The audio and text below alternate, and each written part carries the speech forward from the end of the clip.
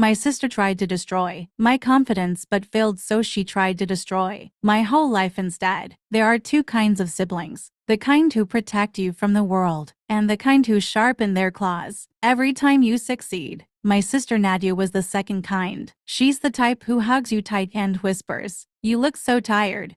Is everything okay?" in front of the whole family, just to let everyone know you look like crap. The kind who wraps poison in compliments. The kind who smiles with her teeth, but not her eyes. And for as long as I can remember, I let her do it. We grew up in a small house with even smaller boundaries. Everything about our lives was compared: grades, clothes, friends, weight, especially weight. My mother was obsessed with appearances, and so was Nadia. She was the pretty one. Long hair, thin waist, the kind of laugh boys lean toward. I was the quiet one: glasses, curvy, smart, but shy. I liked books. She liked attention. It started small. Nadia would get new shoes. I'd get her hand-me-downs. She got a sweet 16 party. I got a cake in the kitchen. She was Nadia, our little model. I was Sarah, the smart one, like it was a consolation prize. But I loved her. Despite the stabs, I wanted her approval. Until I realized she didn't just want to be better than me. She wanted me to feel lesser. The worst part was family gatherings. They were her arena. Every holiday, every birthday, she performed. "Are you still single,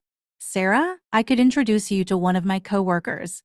He's not picky." "Mom, did you hear Sarah finally got a job at some tiny nonprofit, right? That's so noble of you." "Oh, Sarah's wearing lipstick." I thought she hated trying to be pretty. She would say these things with a tilt of her head and a smile. Everyone would laugh nervously and change the subject, and I'd sit there, trying to swallow the humiliation. It wasn't just about being mean. It was about reminding everyone I was beneath her, and it worked for years. The year everything changed was the year I got promoted. After years of quiet work in the background, I finally became the director of a major public health initiative. I was proud, genuinely proud. I told my parents over dinner. They smiled. Then Nadia said, "Wow, that's great, Sarah. I mean, not everyone needs a husband to feel validated, right?" She said it while sipping her drink.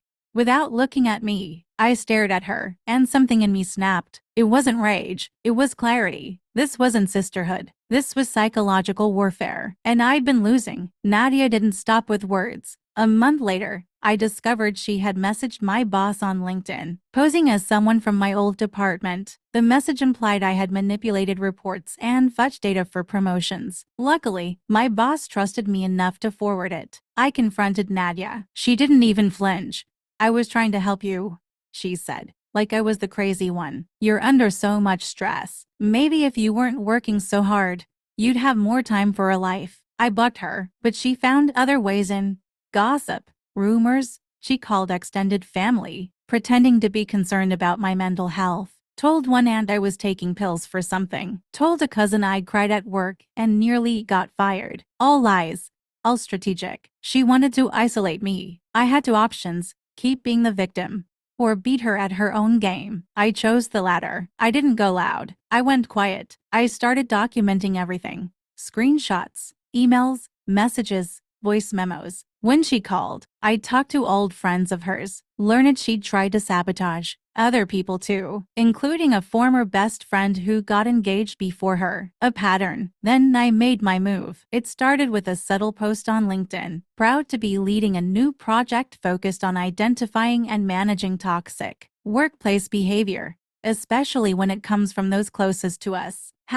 #boundaries, #toxic people, #professional growth. It got hundreds of likes. Mutuals started messaging me, even her friends. Next, I sent an anonymous email to her company's HR department. Not lies, just evidence. Her private group chat messages mocking coworkers. Screenshots of her gossiping about her manager. They launched an internal review. Then I did the unthinkable. I showed up at the next family gathering, and I told the truth. It was my father's birthday. Everyone was there: cousins, uncles, aunts. Nadia arrived late, in heels and a fake smile. As usual, she zeroed in. "Sarah, I just heard you got another promotion. You must be exhausted keeping that whole martyr complex going." I smiled, stood, and said loudly, "You know what's exhausting? Pretending we're sisters when all you've ever done is try to ruin me." The room froze. You lied to my boss. You started rumors about me. You tried to sabotage my career. And now that you're not the center of attention, you're trying to burn everything down. Nadia blinked. The room was dead silent. Would you like me to show everyone the emails? The LinkedIn messages? The voice recordings? She laughed